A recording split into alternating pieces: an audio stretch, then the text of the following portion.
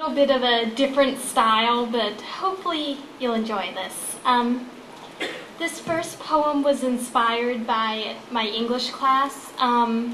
We had to read a lot of Shakespearean sonnets about love, and at that point I was in a very bad relationship, so I was pretty disgusted with Shakespeare, so this is my response. It's called Breaking Up. Yes, I cared for you once, yes, that much is true. 3 sevens pulled in love's cruel game of chance.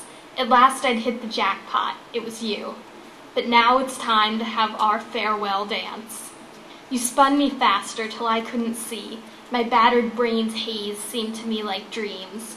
But lost in your fog, I was never me. I could only be what you want, it seems. Why can't I watch your eyes, soft falling rain? You knew, we both did, all good things must end. You know I never meant to cause you pain. And dare I hope that you could be my friend? If you'll have me, though, only as your own, your loss it will be. I can live alone. This one was also partially inspired by disgust with my English class. Yes. We had been reading John Donne's John Donne's poem Death Be Not Proud, and also at the same time had a writing contest in which someone I believed very undeserving won. So all those that kind of combined in my head, and this poem is read. Envy be not green.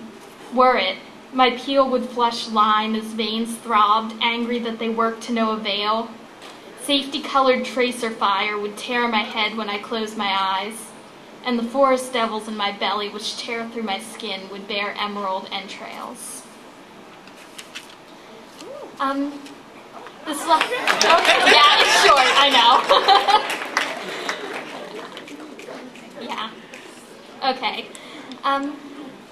This next one, if I told you where it came from, it would kind of lose the point of it, but I don't know how many of you have heard of the Hindu trinity of Brahma, Shiva, and Vishnu, the creator, the destroyer, and the preserver, but they show up in here, so I thought I'd just mention them. This is the only lover. An eternal riddle is my love. He moves always, though his place never changes. I see him only once each summer, and he greets me with great energy. He lays soft, sparkling diamonds and pearls at my feet, pieces of himself. His thunderous voice drowns entire cities, yet he sings me into somnolence. Men fall before his power, but we cannot live without him. He is Brahma, Shiva, and Vishnu.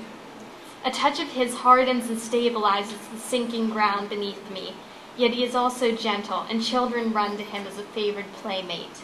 And when I run to him, he first tickles my feet with his cold white fingers, then he surrounds me with himself completely, and I am happy, oh so happy. When the time comes for me to leave all I know, I want to sink into his depths, depths no mortal eye or mind could know, and for his embrace to wash over me eternally. Woo!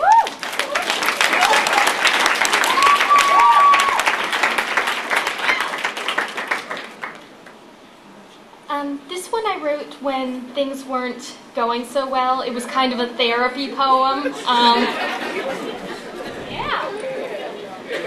This is called Morning Meditation.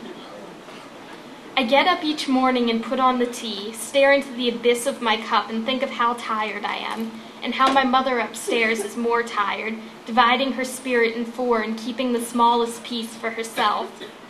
And think of the inertia of her life. She keeps pushing the rolling boulder because she knows, and I know, that it is greater than her, would crush her if she stopped.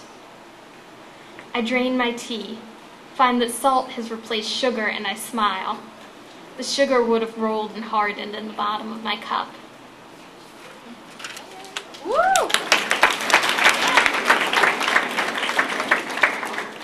Okay, you've heard so much of my problems with my English class and other things. I thought I'd make these last two a little more positive, so This one was inspired, my French class took a trip overseas the summer before my senior year, and we were touring Paris at night, and this is just some inspiration I got from the Montmartre neighborhood. You've probably heard it in the context of the Moulin Rouge, but I wanted to maybe show a little different side of it.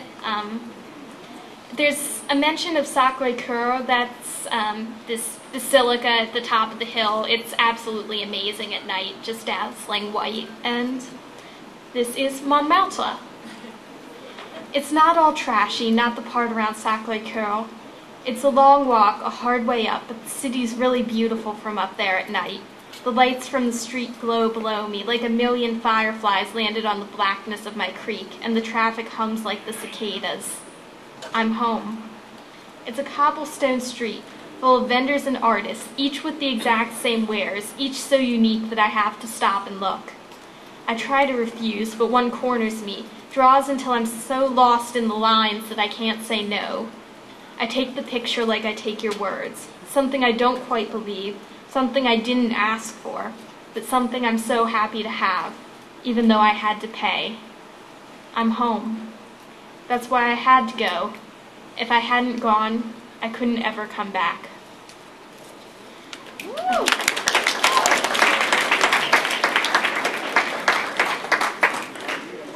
And this last one, so many people have done poems about their identities, and I was trying to figure mine out. So this one, it's called Eastern European. My mother calls me Swede. My father calls me Scot. My sister can't remember. Scot, Swede, Dutch, English, they all run together, but I know what I am. I'm Eastern European. It's in my mind and my skin. I look in the mirror above my desk. You know what I see?